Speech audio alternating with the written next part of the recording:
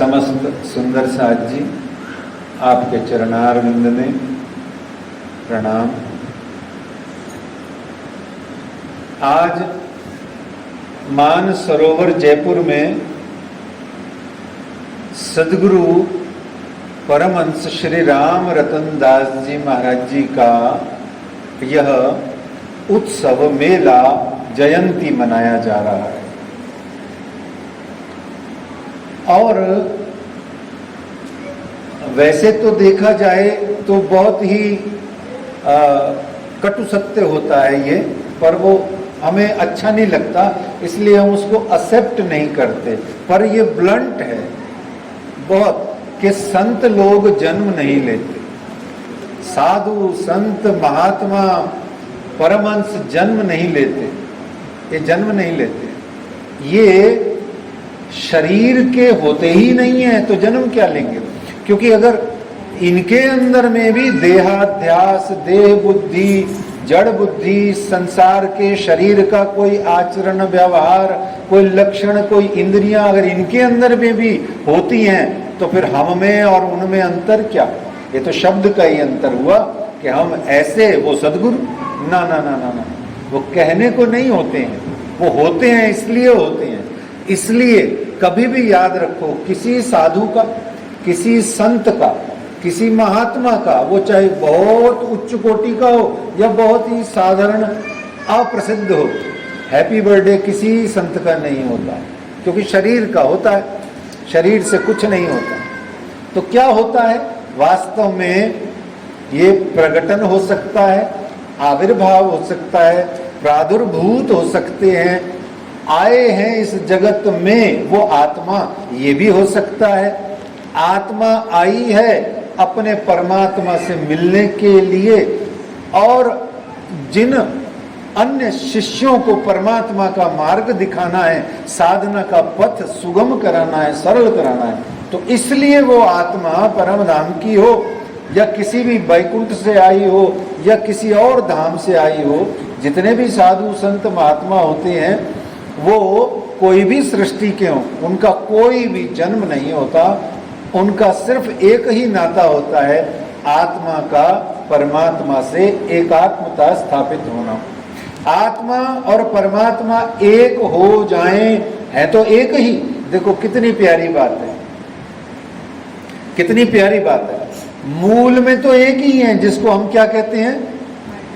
ये मूल स्वरूप है अपने, जाको कहिए परात्म, है ना? वो कहाँ है? परात्म है। परात्म क्या है? आत्म से अलग है। देखो परात्म और आत्म की डेफिनेशन एक एक लाइन में सुनो, क्योंकि अभी छिड़ गई बात है। तो परात्म कौन है? एक। और पहले प्रश्न हो जाए, परात्म कौन है? एक बात। और आत्म कौन है? दूसरी बात। अच्छा, आत्म और परात्म में कनेक्शन क्या है?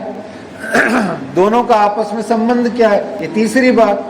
ठीक है, तो इसको बड़े सिंपल एक एक लाइन में ही हम देख लेते हैं। परात्म क्या है?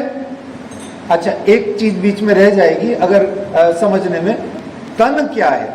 एक परम धाम में तन है, एक इस संसार में ये तन बैठे हैं जितने भी, ऐसे और भी जितने, और जिनकी हम, जिन सद्गुरु की हम बात करके आगे बढ़ रहे हैं, उनका भी एक तन था जिसने लीला करी। ऐसे सबका होता है, तो शरीर तो सबका होता है। तो जब परम धाम में शरीर है, उनको क्या कहा गया? नहीं, उनकी भी परात्म है, उन शरीरों की भी। वो शरीर इस समय मूल मिलावा में बैठे हैं, जिसको हम शरीर ना कह करके मूल तन कह करके, जिसको हम कहते हैं मूल तन, लेकिन उनकी परात्म है। तो जो परम धाम में बैठी है, ज्यादा आगे नहीं जाके, जो परम धाम में बैठी है वो है पर आत्म। पर यानी पार, दूर, बियॉन्ड। वो जो परम धाम में बैठी है वो पर आत्म। अब ध्यान से सुनिए, परम धाम वाली परात्म ही जब इस जगत के अंदर में उसका नाम लिया जाएगा, उसकी बात करी जाएगी, तो वो आत्म कहलाएगी। बस इतना सा फर्क है। यहाँ की आत्म वहां परात्म है, वहां की परात्म यहाँ आत्म है। अब ये आत्म परात्म आई कैसे और कनेक्शन कैसे होगा, ये सब एक लंबा विषय है। तो और यहाँ मूल में एक और बड़ी प्यारी बात कहते हुए अपने विषय पे चलते हैं। आत्मा और परात्मा दोनों में मूल में कोई अंतर नहीं है, परंतु माया के पर्दे के कारण से देहाध्यास, देह और माया की और आत्मा की ग्रंथि पड़ने से ये देह सत्य प्रतीत हो रही है। इस अध्यास को जीते जी मुक्त कर देने का ही मतलब होता है आत्मा और परमात्मा का एकात्मता हो गया। तो जो महात्मा लोग होते हैं, जो साधु संत विद्वान होते हैं, जो गुरुजन होते हैं, जो सिद्धजन होते हैं, जो परमहंस की स्वतः सहज पदवी को पाए हुए होते हैं, वो इस बात को इसलिए प्रकट करने आते हैं कि ये जो हम लोग बचे हुए हैं, जो न हो पाए अब तक, इनकी भी आत्मा परात्म से मिल जाए। अब आत्म और परात्म के मिलने में सदगुरु की भूमिका ही महत्वपूर्ण है। देखिए, 3 नदियां प्रयागराज में मिलती हैं, जिसको संगम बोलते हैं, त्रिवेणी बोलते हैं, ठीक है। एक गंगा, एक यमुना और एक सरस्वती। परंतु सनातन हिंदू धर्म के अंतर्गत सिर्फ ये पानी की जो जल की जो नदियां हैं, ये पवित्र नहीं है, ये सिर्फ तारने वाली नहीं है, ये तो प्रतीक मात्र है। इनको भी आधार बनाया जाता है, परंतु असल में जो आधार है हमारा, वो कुछ और त्रिवेणी है, वो कुछ और ही संगम है। वो त्रिवेणी है, वो संगम है। वो क्या है? देखिए, वो है गुरु। वो कौन है? गुरु। दूसरा कौन है? ग्रंथ। और तीसरा कौन है? गोविंद। यानी कि सदगुरु, सदग्रंथ और सत्संग। जो इस त्रिवेणी में नहाता है वो पार हो जाता है, उसको फिर परम धाम के आनंद का जीते जी बैठे हुए यहीं पर उसको आनंद प्राप्त होता है। इसको कहा गया आत्म और परात्म के मध्य में जो सदगुरु की भूमिका है वो सर्वाधिक महत्वपूर्ण है। इसलिए सबसे पहले याद रखिए, याद कीजिए, ध्यान दीजिए, श्री देवचंद्र जी महाराज की साधनात्मक जीवनी को अपने जहन में लाइए। कितने वर्ष तक उन्होंने साधना करी, तपस्या करी, साधना करी, तपस्या करी, खोज करी, विचार किया, अपने आप को खपाया। कितने बरस? 40 बरस, मोटा मोटी 35 बरस कह लो, 5 साल की उम्र से कह लो, और थोड़ा रिफाइन करना हो तो 29 बरस कह लो। बाकी 40 ही बरस उसको माना जाता है, क्योंकि साधना तब तक मानी जाती है जब तक परमात्मा का दर्शन नहीं हो जाए। सिंपल सी बात है, जब तक टारगेट कंप्लीट नहीं हो जाए तब तक वो प्रोसेस ही कहलाता है। जिसको राज जी ने वाणी में बड़े प्यार से कहा, क्या कहा? सुहागिन तो लो खोजही। क्या कहा? सुहागिन तो लो खोजही, जो लो न पाइए पियू वतन।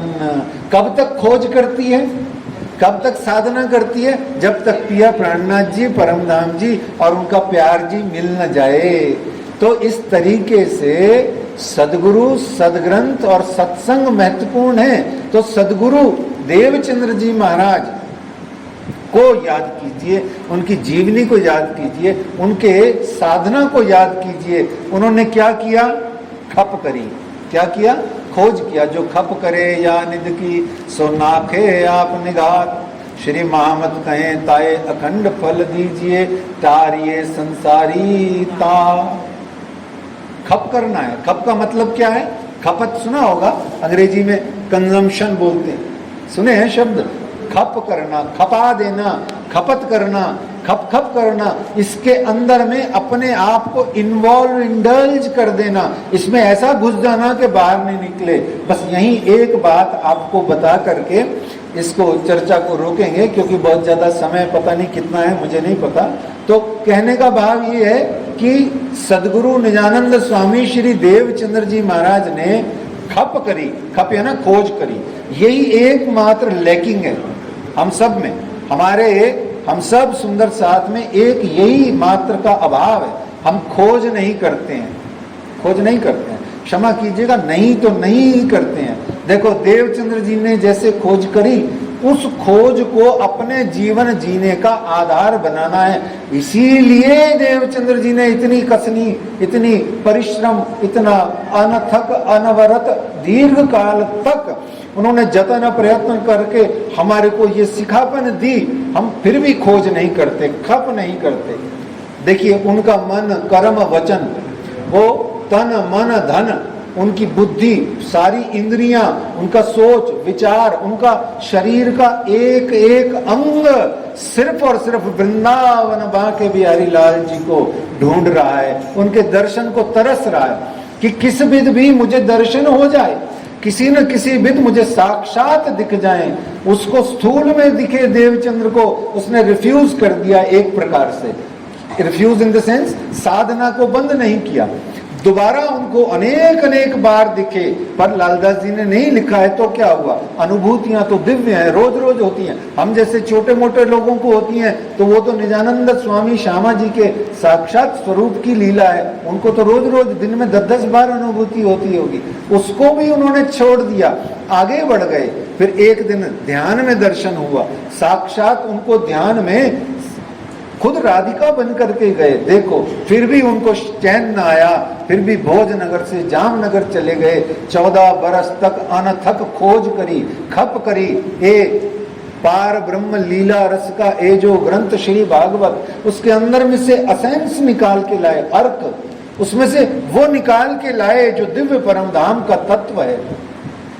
तभी तो वह किशोर अति सुंदर स्वरूप खेला जो वृंदावन उनके सामने प्रकट हो गया।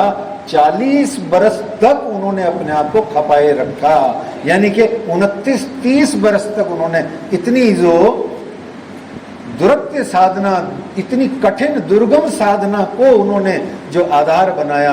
हम खप नहीं कर पाते, खोज नहीं कर पाते। सदगुरु इसी का नाम है जो खोज करता है। फिर हमारे जैसे कई महापुरुष कह देते हैं, लो जी उन्होंने खोजें कर ली, हमें क्या जरूरत है। भैया माफ करना, आप न मरिए स्वर्ग न जाइए, मरना तो पड़ेगा, मरना पड़ेगा। आप मरोगे तो ही स्वर्ग मिलेगा, आप मेहनत करोगे तो ही काम होगा, कर्म करोगे तो ही उसका फल मिलेगा, भक्ति करोगे तो ही उसमें से प्रेम निकल के आएगा। किसी दूसरे का किया हुआ कुछ नहीं होने वाला। मार्गदर्शन मिल सकता है, आशीर्वाद मिल सकता है, सत्संग मिल सकता है, आपको गाइडेंस मिल सकती है। तो ये सदगुरु का मतलब यही होता है कि जो आपको अपने जैसा बना दे। क्या कहते हैं, पारस और संत में बड़ो अंतरो जान, पारस और संत में बड़ो अंतरो जान, पारस और गुरु में बड़ो अंतरो जान। तो पारस क्या करता है, वो लोहा कंचन करे, गुरु कर दे आप समान। तो इस तरीके से सदगुरु महाराज क्या होते हैं, वो अपने आप को ऊंचे आसन पे बिठा करके आपको छोटे आसन पे बिठवा के खुश नहीं होते। ना आपके लिफाफों से खुश होते हैं, ना आपके मत्था टेकने से खुश होते हैं, न इन मालाओं से खुश होते हैं, और ना कोई बहुत बड़ी शोभा पदवियों से खुश होते हैं। वो खुश कब होते हैं, जब आपके आंखों में, इन आंखों में जो परमात्मा प्रियतम नैनन में जो बसे हुए हैं, वो जब आपकी आंखों में दिख जाते हैं तो सदगुरु महाराज वास्तव में प्रसन्न हो जाते हैं। यही है वास्तव में सदगुरु की रीति नीति। इसी को हम, चाहे सदगुरु का प्रकटन हो चाहे सदगुरु की जयंती हो। अच्छा, प्रकटन और जयंती में अंतर समझते हैं। प्रकटन होता है आना और जयंती होती है जाना। दोनों में नाचते हैं, दोनों में गाते हैं। क्यों? क्योंकि आए हैं हमें जगाएंगे, गए हैं खुद जाग गए, मिल गए पिया प्राणनाथ से, इसलिए जयंती मनाते हैं। तो इस प्रकार से ये सदगुरु का महोत्सव है, वो आए चाहे जाएं। अच्छा, एक और आखिर में बात, सदगुरु शरीर होता ही नहीं है। सदगुरु कोई शरीर होता ही नहीं है। जो शरीरों के पीछे भागते हैं उनको अभी गुरु तक पहुंचने में बहुत यात्रा करनी बाकी है। श्री राज जी उन सब की आंखें खोलें जो शरीरों के पीछे भागते हैं। शरीर में कुछ नहीं है, कुछ भी नहीं है किसी भी शरीर में। किसी के भी शरीर में कुछ नहीं है। ये शरीर माता के गर्भ से आया है और शमशान में ही जाएगा। इसकी यही अधोगति, अंतिम गति, यही इसका परिणाम है। लेकिन गुरु फिर भी पूजा जाएगा, गुरु को फिर भी माना जाएगा। क्यों? क्योंकि गुरु है तत्व का नाम, गुरु है सत्य का नाम। सत्य ही धर्म है, धर्म ही परमात्मा है, परमात्मा ही गुरु है। गुरुर् ब्रह्मा गुरुर् विष्णु गुरुर्देवो महेश्वर गुरुर् साक्षात परब्रह्म तस्मै श्री गुरुवे नमः। हजारों प्रार्थनाएं, गुरु गीता पूरी लिखी हुई है। अखंड मंडलाकारं व्याप्तम येन चराचरम तत्पदम दर्शितम येन तस्मै श्री गुरुवे नमः।